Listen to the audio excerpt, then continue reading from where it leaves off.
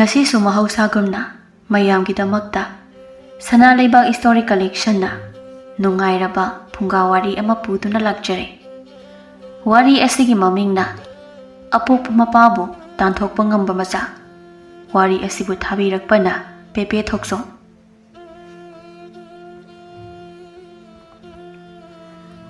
Mama ngay matamni apikpa khangpok sangdugi manungda nupi ama yamna wana hibli. Nakandasu nupidugi mapureba oiraba mali. Nupidugi khutsa singdubu chetna paisinduna mamaidu lukthaduna phamli. Amuksu nupadugi tung oirabna nupa macha ahum lepli. Ibohal tumin hibliba thoinubu yengduna. Thoino aibu kaidau haibano ai tawhum khangtrai. Nangi natau amadi ichagi matau si uraga ai asum sonjilakle. Nang asumna tumina famungda yataduna leigano. Nangna asumna leibase ai yam waine ai yengba ngamde. Thoino mamiti pangthorakde adubu mitlu anidagi pirang marik amadi tapna sinthare. Ibohal mataudu ubada sintharakliba pirangdu makhutuna tapna taithokpiduna ihe amuk kaplabra aigi wahisingduna nangbu amuk kaphalabra. Thoinu handakti machindu tapna yamna wana lengre. Moita saw isa singde ai isa singdo yam uninge lei isa sing loina nanakta lingdana lei. Ibohal amuksu mahakitong oirapna lepliba macha nupa ahum Ngamba inaw amadi pari makoy ahumda yenglaktuna. Law nakoy ahumak namagi magsda layo. Ngamba inaw amadi pari makoy ahumak mapagi wahayduna. Thoinogi mang oirapna sangsinduna lepi. Adubu pisak pikliba pari di mamada yengduna mapada asamna hanglagli. Baba ima se kaidaurage atum hiptuna leisibu. Ibohal machagi wahangduda kumpam khangde adubu tapna kumdabadi yadabana kumlai. Namase wari haiduna pothajaribane. Pari mangaktu tapna nomi. Oo ado paba aikhoina wabadi ngaktang potharaga fai. Aduga imadi kuire adumak hipaga leireise. Waba phattabagiro paba. Mane namase wabado phagatraba male adugine.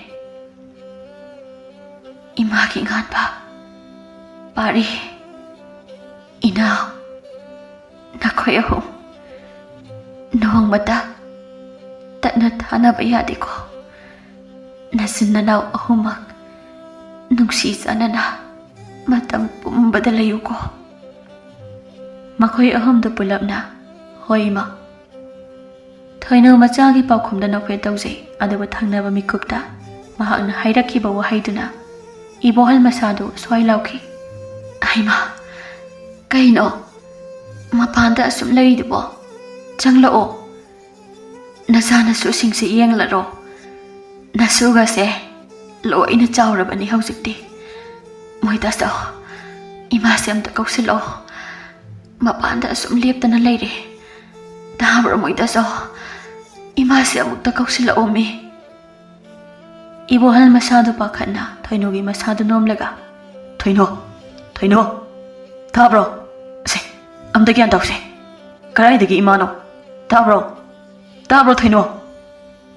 Thoino tadi mapurebana hairiba wado magi thokpa ama nokmi adumak hairi. Ima ai oina lao haiba.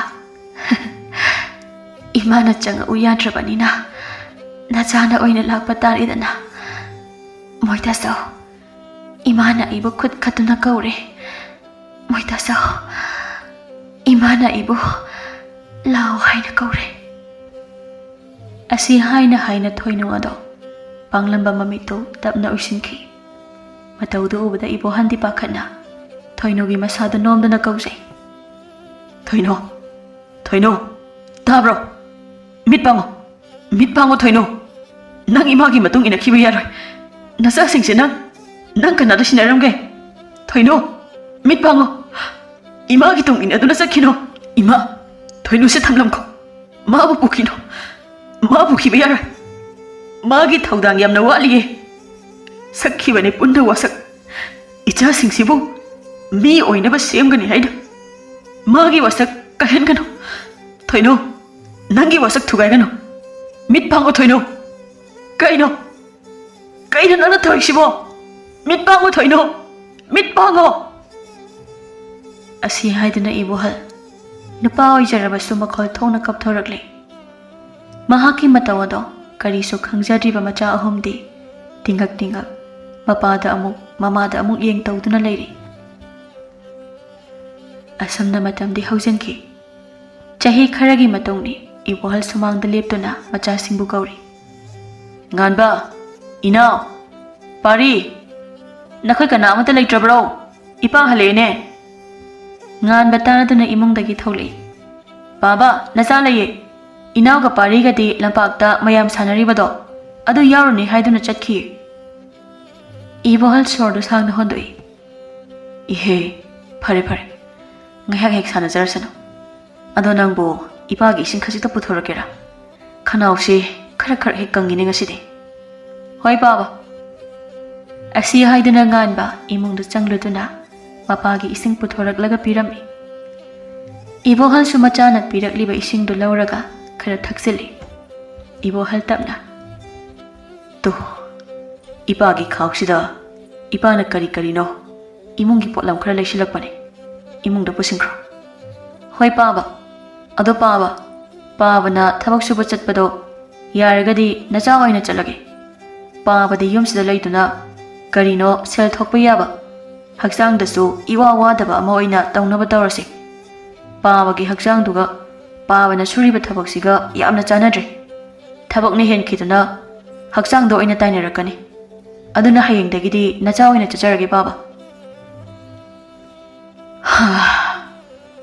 Aisu khalibane. Adubu hekta ngamdene. Nangna haiba wado. Ichabu karamna taraina thadokani. As, yare baba. Adumaina dong wakhando khandana lerani. Karasu chawthokpa tamse. Aisa angang natrabani. Afa phata isan loina khanglabani. Nacha ayema suk chawna leina baba na sum suraga aina sum chabada aisu ikayaba mi mamangda. Ibohal machagi matongduda thawai taba makhai nokje. Nganbadu sauragnana. Nokana baba. Aigise phagi nate. Aidi yareko. Hayengdagi babagi thabakto aina chatlagadabani. Babani yumsida yen nganuna chingba loiraga pothaduna leibigadabani. Asumna namit sima haujinki. Mathangi namini. Nganbana namdana ibohangi thabakto mahakna mahut sinduna chatkre. Matam diliyaptana asum chatki. Naumadagi nini dagi humni marini.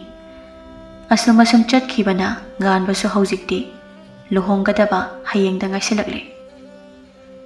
Nganba athengba ahinga dunda tapna mapanda tholakduna. Nongdol atiyada thokliba thasabu mit kuptana yengjai. Asum yenglambadagi machinda tapna sonjai. Ima. Wahai se haiduna pirang marik ama sinthare. Ima. Hayengse. Nachagi lohongba numine. Ima nang leijaramlabadi. Kayada harauramgani na hana. Adubu nachadi. Imagi adugumlaba. Tasing-tasingba thamoinungdagi thoklakpa. Aksiyangba minokto. Ujaba phanglariko. Nganba satungda onthori. Ibohal machagi matawdu yengduna tumina leplami. Nganba tapna. Baba. Ibohal machagi manakta changsilai aduga. Kaidawre. Athengba sida. Hayengda ngairaba kansida. Nasado nanaba siliba karigino. Nganba khonjal tanik. Baba. Ay ngasidi. Imado yamna ningshingi. Imado yamna uningi baba. Ibohal machana hena nungai kharoi khanbana tapna themjinbirai. Parise. Karigi isana adumna puning sondaribano. Napale ibasidi. Chango manungda. Nungai na pothazararo. Ipasu changlaki. Asi haiduna ibohal machabu manungda changhanki. Mahak machana changkhiba adu munna nungaitana yengjahawi. Machandasu tablapna asumna sonjai. Thoino. Nasasi haujikti mapung marai pharene. Hayengdagidi magisu anaubu punsi khongchat ama hogodawri. Nasabu nangna yaifa thaujal pibiyuko. Asumna matamdi haujanki. Chahi khara amu haujankre. Haujikti nganba amadi inaw makhoi animak mayu makai panduna macha yawnare. Pari tumina hipliba solaba mapagi manakta sangsilaktuna asumna hairakli. Baba, hakjangdo khara nungairabo. Ibohal machada tapna yenglaktuna. Khara nungaire. Ado nangbo karaida chalubano. Awangi ine thoibido moida chalubane. Makhoigi u khara paisingdaba lei haidana. Adogi paisinda chalubane. Ha. Share di pira abra. Pire baba. Aduna baba gi sem khara lerpane. Karimata chadrawadi nasadu yaroi. Sem sida oirasu khara jasinaba tawsi baba. Hai pari, nang haladi amta tholo. Kauri bado adai kana nate. Inaw gi nupi pisakni. Pari taraduna. Hoi dema. Amuksu ibo handa yengduna. Baba. Nasamda thoki.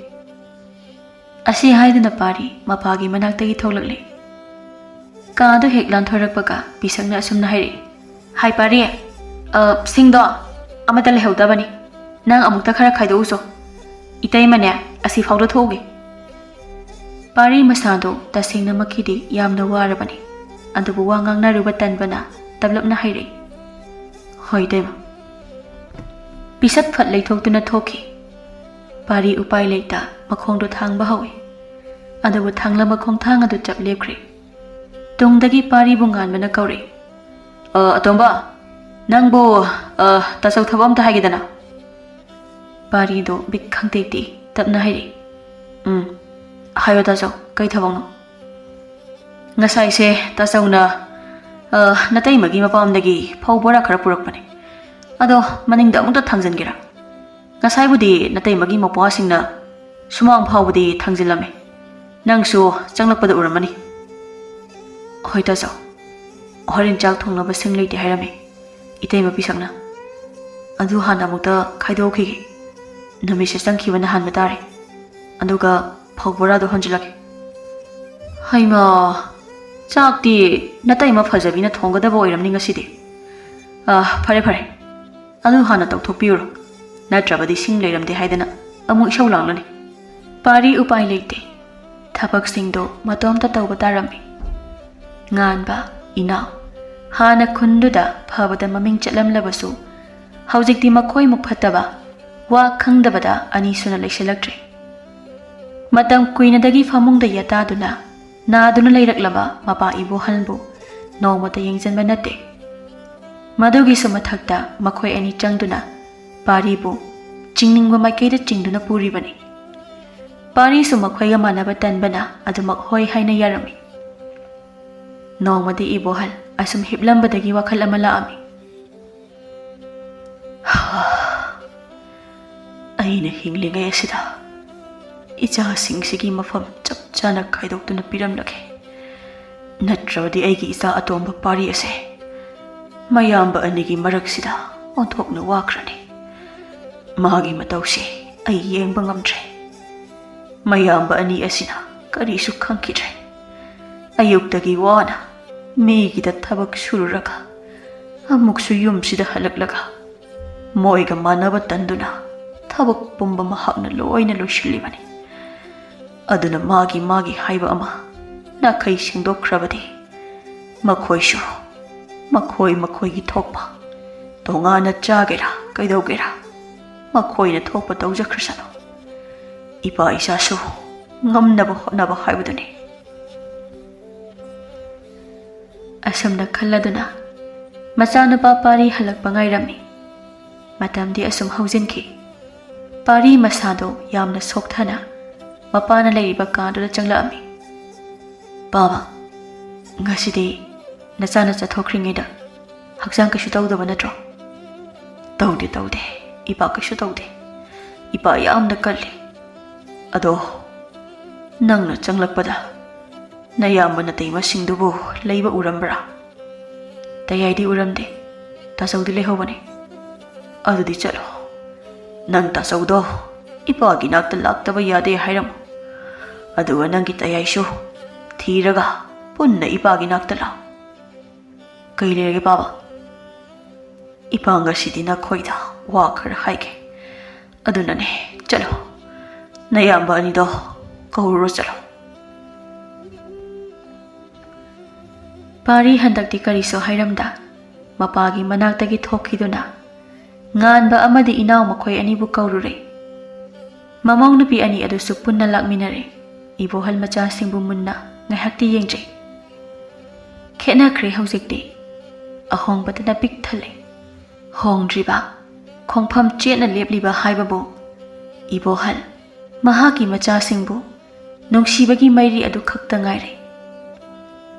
Ibohal ngihak asum yenglambadagi tapna wa haiba haurakle.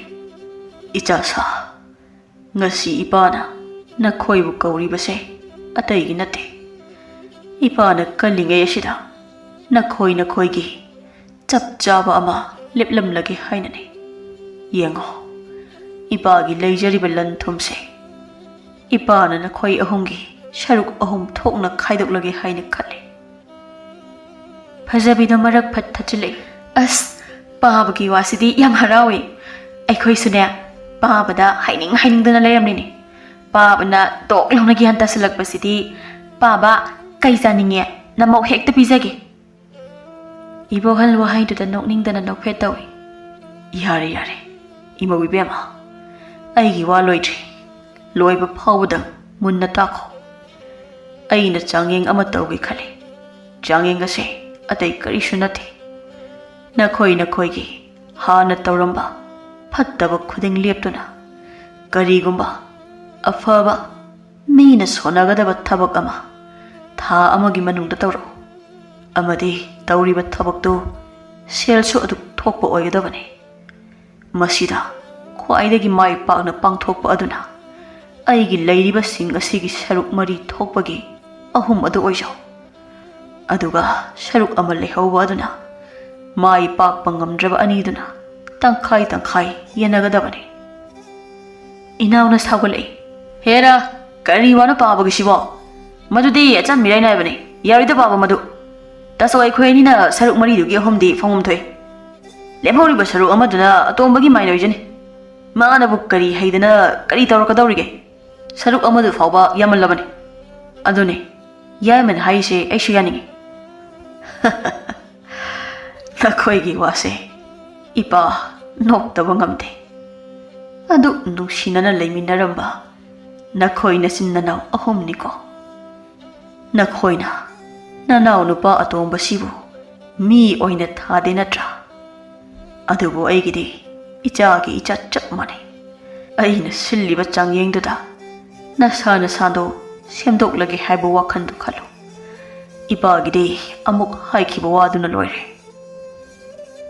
Upai lete nganba amadi inaw. Makhoi anida sauna mapagi manaktagi thokre. Adubu paridi mapagi manakta changsilaktuna tapna haijare. Baba, ai karisu pamde. Iyamba anigi minungsido madukha nacha pame. Taso tayai makhoi nigi wado baba yabikro. Maduna maram oiraga taso tayaina manaw aingonda saukhrabadi maduna hena ai khangba ngamoi baba. Hai angawba sidi karigi aduna haibano makhoi su nomadi gyan tajarakani. Asumna nongmanini haujinkre. Nganba amadi inaw makhoi anido punsinduna afafatawa kaya ama tanarami. Aduba tanariba warido fatta lausingakta oirami. Makhoi aniwa kaya ama khanaraba matung mapagi manakta cherol ama puduna laami. Ibohal macha ani changlakpada ubada tumina yengduna lay. Nganba tapna haiba hori. Paba gi wado yai maso isu yare. Adu paba ꯊꯕꯛꯇꯨ ꯄꯥꯡꯊꯣꯛꯅꯕ ꯑꯩꯈꯣꯏ ꯄꯥꯕꯒꯤ ꯑꯌꯥꯕ ꯑꯃ ꯄꯥꯝꯖꯩ ꯑꯩꯈꯣꯏꯅ ꯄꯥꯡꯊꯣꯛꯀꯗꯧꯔꯤꯕ ꯊꯕꯛꯁꯦ ꯑꯔꯥꯏꯕ ꯑꯃꯗꯤ ꯑꯣꯏꯔꯣꯏꯗꯧꯔꯤ ꯑꯗꯨꯕꯨ ꯃꯤꯌꯥꯝꯅꯗꯤ ꯑꯩꯈꯣꯏꯕꯨ ꯁꯣꯏꯗꯅ ꯑꯐꯕ ꯑꯆꯨꯝꯕꯒꯤꯗꯃꯛ ꯁꯤꯡꯊꯥꯕꯤꯒꯗꯧꯔꯤ ꯑꯗꯨꯅ ꯄꯥꯡꯊꯣꯛꯀꯗꯧꯔꯤꯕ ꯊꯕꯛꯁꯦ ꯄꯥꯕꯅ ꯑꯌꯥꯕ ꯄꯤꯔꯦ ꯍꯥꯏꯗꯨꯅ ꯅꯆꯥ ꯑꯩꯈꯣꯏꯅ ꯄꯨꯖꯔꯛꯂꯤꯕ ꯆꯦꯔꯣꯜ ꯑꯁꯤꯗ ꯑꯃꯨꯛꯇ ꯍꯥꯏꯕꯤꯌꯨ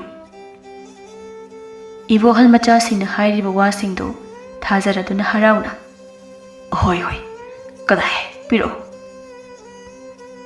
ꯑꯁꯤ ꯍꯥꯏꯗꯨꯅ ꯆꯦꯔꯣꯜꯗꯨꯗ ꯃꯁꯥꯅ ꯌꯥꯔꯦ ꯍꯥꯏꯅ ꯏꯗꯨꯅ ꯄꯤꯔꯝꯃꯤ ꯑꯁꯨꯝꯅ ꯅꯣꯡꯃ ꯅꯤꯅꯤ ꯍꯧꯖꯤꯟꯈꯤ ꯏꯕꯣꯍꯜ ꯃꯁꯥꯗꯨ ꯉꯁꯤꯗꯤ ꯀꯥ ꯍꯦꯟꯅ ꯅꯨꯡꯉꯥꯏꯕ ꯃꯔꯝꯅ ꯃꯆꯥꯅꯨꯄꯥ ꯑꯇꯣꯝꯕ ꯄꯥꯔꯤꯒ ꯄꯨꯟꯅ ꯃꯍꯥꯛꯀꯤ ꯂꯧꯐꯝꯗ ꯂꯥꯛꯑꯝꯃꯤ ꯑꯗꯨꯕꯨ ꯂꯧꯐꯝꯗꯨ ꯍꯦꯛ ꯌꯧꯕꯒ ꯃꯈꯣꯏ ꯑꯅꯤꯃꯛ ꯉꯛꯄꯅ ꯈꯝ ꯊꯦꯡꯂꯦ ꯆꯪꯁꯤꯟꯗꯨꯅ ꯂꯩꯔꯝꯂꯤꯕ ꯅꯨꯄꯥꯗꯨꯗ ꯑꯁꯨꯝꯅ ꯄꯥꯔꯤꯅ ꯍꯪꯂꯛꯏ ꯈꯨꯔꯥ ꯍꯥꯏꯒꯗ꯭ꯔꯥ ꯃꯥꯃ ꯍꯥꯏꯒꯗ꯭ꯔꯥ ꯈꯪꯖꯗ꯭ꯔꯦ ꯑꯗꯣ ꯀꯔꯤꯅꯣ ꯇꯧꯔꯝꯂꯤꯕ ꯑꯁꯤꯕꯣ ꯂꯧꯐꯝꯁꯤꯒꯤ ꯃꯄꯨꯒꯤ ꯑꯌꯥꯕ ꯌꯥꯎꯗ ꯑꯌꯥꯕ ꯌꯥꯎꯔꯒꯅꯤꯅ ꯇꯧꯔꯤꯕꯁꯦ ꯑꯩꯗꯤ ꯏꯕꯨꯡꯉꯣꯕꯨ ꯃꯁꯛ ꯃꯨꯟꯅ ꯈꯪꯏ ꯅꯪꯒꯤ ꯅꯌꯥꯝꯕ ꯑꯅꯤꯗꯨꯅ ꯂꯧꯐꯝꯁꯦ ꯑꯩꯉꯣꯟꯗ ꯌꯣꯟꯊꯣꯛꯂꯝꯂꯕꯅꯤ ꯃꯁꯤꯗ ꯅꯪꯒꯤ ꯄꯥꯕ ꯑꯁꯤꯅꯁꯨ ꯌꯥꯔꯗꯨꯅ ꯆꯦꯔꯣꯜꯗ ꯐꯥꯎꯕ ꯃꯁꯥꯅ ꯌꯥꯔꯦ ꯍꯥꯏꯕꯒꯤ ꯈꯨꯗꯝ ꯆꯥꯡꯗꯝ ꯄꯤꯔꯛꯈ꯭ꯔꯕꯅꯤ ꯑꯩꯗꯤ ꯂꯧꯐꯝ ꯑꯁꯤ ꯂꯩꯕ ꯈꯛꯇꯅꯤ ꯅꯈꯣꯏꯒꯤ ꯏꯃꯨꯡꯒꯤ ꯋꯥꯗꯤ ꯑꯩ ꯈꯪꯗꯦ ꯑꯩꯅ ꯈꯜꯂꯨꯕꯗꯤ ꯅꯈꯣꯏ ꯃꯁꯦꯟ ꯌꯥꯅꯕ ꯑꯣꯏꯔꯝꯒꯅꯤ ꯈꯟꯕꯅꯤ ꯑꯗꯨꯕꯨ ꯅꯪꯅ ꯈꯪꯂꯝꯗ꯭ꯔꯤꯁꯤꯅ ꯀꯔꯝꯅ ꯏꯕꯣꯍꯜ ꯑꯃꯗꯤ ꯄꯥꯔꯤ ꯋꯥꯍꯩꯁꯤꯡꯗꯨ ꯇꯥꯕꯗ ꯃꯁꯥꯁꯤꯡꯗꯨ ꯉꯛꯅ ꯑꯃꯒ ꯑꯃꯒ ꯌꯦꯡꯅꯩ ꯏꯕꯣꯍꯜꯅ ꯉꯛꯅ ꯀꯔꯤ ꯍꯥꯏꯕ ꯑꯩꯒꯤ ꯏꯆꯥ ꯑꯅꯤꯅ ꯑꯗꯨꯗꯤ ꯃꯈꯣꯏꯅ ꯅꯍꯥꯟ ꯅꯣꯡꯃ ꯑꯁꯨꯛ ꯐꯠꯇꯕꯁꯤꯡꯁꯦ ꯑꯩꯅ ꯄꯣꯛꯂꯨꯕ ꯑꯣꯏꯔꯦꯀꯣ ꯑꯁꯤ ꯍꯥꯏꯗꯨꯅ ꯏꯕꯣꯍꯜ ꯅꯨꯄꯥ ꯑꯗꯨꯗ ꯀꯔꯤꯁꯨ ꯍꯥꯏꯔꯝꯗ ꯉꯥꯟꯕ ꯑꯃꯗꯤ ꯏꯅꯥꯎꯕꯨ ꯊꯤꯕ ꯍꯧꯔꯛꯂꯝꯃꯤ ꯄꯥꯔꯤ ꯃꯄꯥꯒꯤ ꯃꯇꯨꯡꯗ ꯁꯥꯎꯅ ꯏꯟꯅꯔꯤ ꯑꯁꯨꯝ ꯊꯤꯔꯛꯄꯗꯒꯤ ꯀꯣꯟꯅ ꯊꯪꯗ ꯃꯈꯣꯏꯒꯤ ꯀꯩꯊꯦꯜꯗ ꯂꯩꯕ ꯄꯣꯠꯐꯝ ꯑꯗꯨꯗ ꯐꯪꯂꯔꯦ ꯏꯕꯣꯍꯜꯅ ꯁꯥꯎꯅ ꯆꯪꯁꯤꯟꯗꯨꯅ ꯀꯔꯤꯅꯣ ꯅꯈꯣꯏꯅꯤꯅ ꯉꯁꯤ ꯇꯧꯔꯝꯂꯤꯕꯁꯦ ꯅꯈꯣꯏꯁꯤ ꯑꯩꯒꯤ ꯏꯆꯥ ꯉꯥꯛꯇꯅꯤꯀꯣ ꯑꯩꯒꯤ ꯂꯩꯖꯕ ꯄꯨꯝꯕ ꯅꯅꯥꯎꯁꯤꯗ ꯑꯃꯠꯇ ꯄꯤꯗꯕ ꯃꯈꯩ ꯅꯈꯣꯏꯗ ꯂꯣꯏꯅ ꯄꯤꯔꯒ ꯅꯈꯣꯏꯒꯤ ꯁꯦꯟꯊꯣꯛ ꯂꯝꯕꯤ ꯑꯣꯏꯍꯟꯕ ꯅꯅꯥꯎ ꯑꯁꯤꯅ ꯃꯤꯒꯤꯗ ꯊꯕꯛ ꯁꯨꯕ ꯌꯥꯎꯕ ꯉꯥꯟꯕ ꯎꯁꯤꯠꯇꯅ ꯅꯣꯛꯂꯒ ꯑꯗꯣ ꯀꯩꯗꯧꯔꯒꯦ ꯄꯥꯕ ꯄꯪꯂꯗꯤ ꯋꯥꯖꯕ ꯇꯥꯕ ꯑꯗꯣ ꯄꯥꯕꯅ ꯂꯥꯛꯏꯁꯤ ꯑꯩꯈꯣꯏꯒꯤ ꯂꯧꯐꯝ ꯑꯗꯨꯒꯤ ꯅꯠꯇ꯭ꯔꯒ ꯌꯨꯝ ꯍꯤꯡꯈꯣꯜꯗꯨꯒꯤꯔ ꯑꯗꯨꯗꯤ ꯅꯆꯥ ꯈꯪꯖꯗ꯭ꯔꯦ ꯑꯗꯣ ꯄꯥꯕ ꯑꯃꯕꯨ ꯑꯣꯏꯔꯦ ꯍꯧꯖꯤꯛꯇꯤ ꯌꯨꯝꯗ ꯊꯥꯗꯣꯛꯄꯤꯔꯣ ꯑꯗꯨꯒ ꯑꯩꯈꯣꯏꯒꯤ ꯆꯤꯡꯌꯥꯗ ꯂꯩꯕ ꯂꯝꯗꯣ ꯃꯗꯨꯗ ꯑꯣꯏꯅ ꯉꯁꯤꯗꯒꯤ ꯂꯩꯅꯕ ꯊꯧꯔꯥꯡ ꯇꯧꯕꯤꯔꯣ ꯆꯥꯕ ꯊꯛꯄꯒꯤꯗꯤ ꯀꯔꯤꯁꯨ ꯋꯥꯠꯍꯜꯂꯣꯏꯗ ꯌꯥꯏꯃ ꯑꯩꯈꯣꯏ ꯑꯅꯤꯅ ꯑꯗꯨꯝ ꯃꯇꯝ ꯆꯥꯅ ꯑꯇꯣꯡꯕ ꯅꯈꯣꯏ ꯑꯅꯤꯒꯤ ꯄꯤꯔꯛꯀꯦ ꯍꯥꯏꯗꯤ ꯌꯨꯝ ꯍꯤꯡꯈꯣꯜꯗꯨ ꯍꯌꯦꯡꯗꯤ ꯃꯤ ꯁꯣꯏꯗꯅ ꯂꯥꯛꯇꯨꯅ ꯂꯩꯔꯒꯦ ꯍꯥꯏꯔꯔꯅꯤ ꯌꯥꯏꯃ ꯑꯩꯈꯣꯏ ꯑꯅꯤ ꯆꯪꯗꯅ ꯌꯣꯟꯊꯣꯛꯈ꯭ꯔꯕꯅꯤ ꯂꯧꯐꯝꯁꯨ ꯌꯨꯝ ꯍꯤꯡꯈꯣꯜ ꯑꯗꯒꯤ ꯃꯁꯤꯒꯤ ꯄꯣꯠꯐꯝꯁꯤꯁꯨ ꯏꯅꯥꯎꯅ ꯑꯃꯨꯛ ꯑꯗꯨꯒ ꯄꯥꯕ ꯃꯗꯨꯗꯒꯤ ꯐꯪꯂꯛꯄ ꯁꯦꯜꯗꯨꯅ ꯇꯥꯆꯧ ꯑꯩꯈꯣꯏ ꯀꯣꯅꯨꯡꯒꯤ ꯃꯌꯥꯗ ꯂꯝ ꯑꯃ ꯂꯩꯔꯦ ꯑꯗꯨꯗꯤ ꯑꯃꯕꯨ ꯇꯧꯔꯦ ꯁꯦꯜꯒꯤ ꯑꯋꯥꯕ ꯍꯥꯏꯗꯨ ꯂꯩꯇꯦ ꯏꯕꯣꯍꯜ ꯁꯥꯎꯅ ꯏꯅꯥꯎꯒꯤ ꯃꯃꯥꯏꯗ ꯈꯨꯄꯥꯛꯅ ꯊꯥꯖꯤꯟꯈꯤ ꯏꯅꯥꯎꯁꯨ ꯑꯗꯨꯝꯅ ꯇꯧꯔꯛꯄ ꯑꯗꯨꯗꯗꯤ ꯁꯥꯎꯅ ꯃꯄꯥꯅꯤ ꯈꯪꯗꯕ ꯃꯈꯩ ꯍꯥꯏꯔꯛꯏ ꯅꯔꯥꯏꯕꯛꯇꯣ ꯐꯔꯕꯅꯤ ꯇꯥꯆꯧ ꯑꯩꯈꯣꯏ ꯑꯅꯤꯅ ꯆꯤꯡꯌꯥꯒꯤ ꯂꯝꯗꯣ ꯃꯗꯨ ꯐꯥꯎꯕꯗꯤ ꯈꯛꯄꯤꯔꯝꯂꯤꯕꯗꯣ ꯇꯥꯆꯧꯅꯗꯤ ꯊꯝꯂꯝꯂꯔꯣꯏꯁꯤ ꯍꯥꯏꯕꯅꯤ ꯑꯗ ꯑꯩꯅ ꯅꯨꯡꯉꯥꯏꯇꯗꯅ ꯊꯝꯕꯤꯔꯝꯕꯅꯤ ꯄꯥꯕꯒꯤ ꯃꯒꯨꯟꯁꯨ ꯅꯆꯥ ꯑꯩꯈꯣꯏꯅ ꯆꯞ ꯆꯥꯅ ꯈꯪꯖꯩ ꯅꯆꯥ ꯑꯇꯣꯝꯕ ꯑꯁꯤꯕꯨꯅ ꯂꯨꯅ ꯈꯟꯕ ꯑꯩꯈꯣꯏꯕꯨꯅ ꯃꯤꯇꯣꯞꯀꯨꯝꯅ ꯑꯗꯨꯒꯨꯝꯕ ꯃꯄꯥꯒꯤ ꯃꯆꯥꯁꯤꯡꯗ ꯆꯞ ꯃꯥꯟꯅꯕ ꯃꯤꯠꯌꯦꯡꯅ ꯌꯦꯡꯕ ꯉꯝꯗꯕꯗꯣ ꯃꯗꯨ ꯄꯨꯝꯕꯅ ꯑꯩꯈꯣꯏꯁꯨ ꯇꯧꯔꯛꯄ ꯇꯥꯕꯅꯤ ꯈ꯭ꯋꯥꯏꯗꯒꯤ ꯆꯥꯎꯅ ꯁꯣꯏꯔꯤꯕꯗꯤ ꯄꯥꯕꯅꯤ ꯏꯕꯣꯍꯜ ꯃꯆꯥꯒꯤ ꯑꯗꯨꯒꯨꯝꯂꯕ ꯃꯇꯧꯗꯨꯗ ꯃꯍꯥꯛ ꯊꯃꯣꯏ ꯑꯗꯨꯛꯀꯤ ꯃꯇꯤꯛ ꯁꯣꯛꯈ꯭ꯔꯦ ꯂꯦꯞꯂꯤꯕ ꯈꯣꯡꯐꯝꯗꯨ ꯃꯍꯥꯛ ꯆꯨꯝꯅ ꯂꯦꯞꯆꯕ ꯉꯝꯂꯛꯇ꯭ꯔꯦ ꯃꯅꯤꯡ ꯈꯖꯤꯛ ꯍꯜꯂꯛꯏ ꯄꯥꯔꯤ ꯆꯪꯁꯤꯟꯗꯨꯅ ꯃꯄꯥꯕꯨ ꯉꯥꯛꯄꯤ ꯄꯥꯔꯤ ꯁꯥꯎꯅ ꯃꯌꯥꯝꯕ ꯑꯅꯤꯗ ꯌꯦꯡꯗꯨꯅ ꯑꯁꯨꯝꯅ ꯍꯥꯏꯔꯝꯂꯒ ꯃꯄꯥꯕꯨ ꯄꯨꯗꯨꯅ ꯆꯤꯡꯌꯥꯒꯤ ꯂꯝꯗꯨ ꯇꯝꯅ ꯂꯥꯛꯂꯦ ꯇꯥꯆꯧ ꯇꯌꯥꯏ ꯅꯈꯣꯏꯁꯦ ꯑꯩꯒꯤ ꯇꯥꯆꯧ ꯇꯌꯥꯏꯗꯨꯔꯥ ꯅꯠꯇ꯭ꯔꯒ ꯑꯇꯣꯞꯄ ꯀꯅꯥ ꯁꯛ ꯃꯥꯟꯅꯕ ꯑꯃꯅ ꯁꯥꯗꯨꯅ ꯂꯥꯛꯂꯤꯕ꯭ꯔꯥ ꯐꯔꯦ Pawaga aikoini karisu hairoi. Taso, tayai. Nakoini na haiba kuding loini yaki. Ado, tungdadi ningamdaba laktabadi oyo.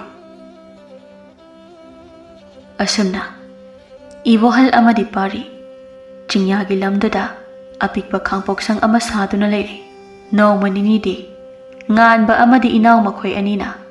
Ibohal amadi pari makoy anigi chana thagnaba marang kaina piraami.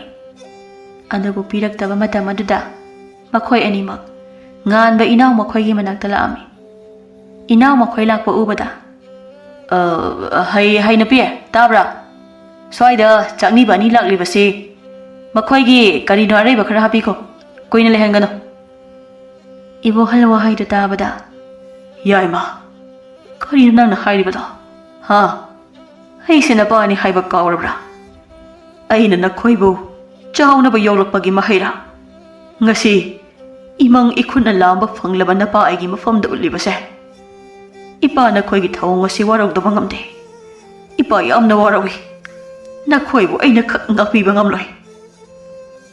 Parina. Tayay. Na koy giwahay daw. Henman kre. Ay so angang ni haydo na sumtumin na laybane. Ano ba tayay? Taso. Na koy nagi mateng yaw drabaso. Ay na pababu nung ay natamgani. Baba, chase. Mafam sida mikup ama pana layragumse. Chase. Ngasidagi aygi isade. Pari khaktane. Asi haiduna mapa machado mafamdudagi tholaklay. Chahi ahumgi matungni ibohal amadi pari do hauzikti yamna nungaire. Pari na hotnaba kanjabana yamna ina kaira khunba haibadu oire. Adubu nganba amadi inaw makoy anidi nongma gi fibam tasilaktre. Makoy anisu mapagi amadi manawgi paut taraduna upay leita makoygi managta mateng ni balaklami. Matawdo ubada ibohal na usitana asumna hairi. Isa tomba lakliba chakni ba ani si karino aigi arem apaga leibra khajikta thadoko yum sida misauga amuk jangani kana lei ai khoina charambagi arem bale haubudu puthoro. Ibohal macha anibo aduki matik waraukre. Mahaki thamoido nungdagi so hena kankre. Nganba mapagi matawda. Baba, nasasingbo amuk tangapiyo. Aikoy yamna langkre baba. Inaw sustak manana. Baba, atomba, nayaba anibo amuk tangapiyo. Nakoy bukanano. Aikoy di nakoy masakhangdi. Hoy. Leirami matam amada aigisu iyamba ani adubu makoidi leikidaba kuire mi onaramgadaba male lengthokpikro. Asi haiduna amukasu nakhoi kana lei nupa ani se yamna thunu puthoko aduga amuhana mafamsida changhalakpa yaro makoina leplamba mafamse sengna waiti tho. Asumna pari amadi ibohal yamna nungaina leiki adubu nganba amadi inaw makoidi awabagi awabamakta thengnaki.